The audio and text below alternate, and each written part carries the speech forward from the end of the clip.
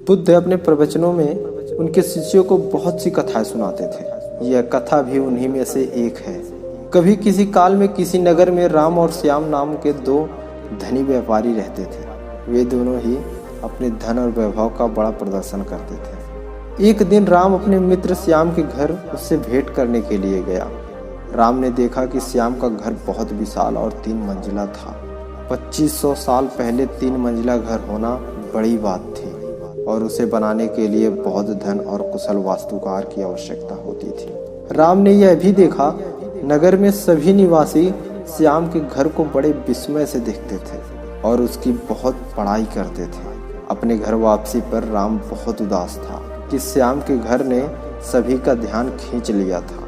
उसने उसी वास्तुकार को बुलाया जिसने श्याम का घर बनाया था। उसने वास्तुकार से श्याम के घर जैसा ही 3 मंजिला घर बनाने को कहा। वास्तुकार ने इस काम के लिए हामी भर दी और काम शुरू हो गया।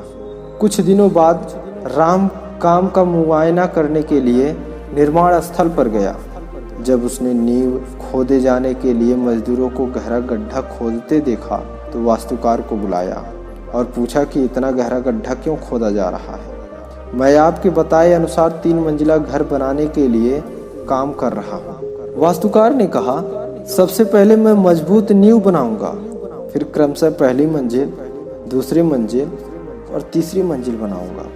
मुझे इस सब से कोई मतलब नहीं है। राम ने कहा, तुम सीधे ही तीसरी मंजिल बनाओ और उतनी ही ऊंची बनाओ जितनी ऊंची तुमने श्याम के लिए बनाई थी। नींव की और बाकी मंजिलों की परवाह मत करो। ऐसा तो नहीं हो सकता, वास्तुकार ने कहा।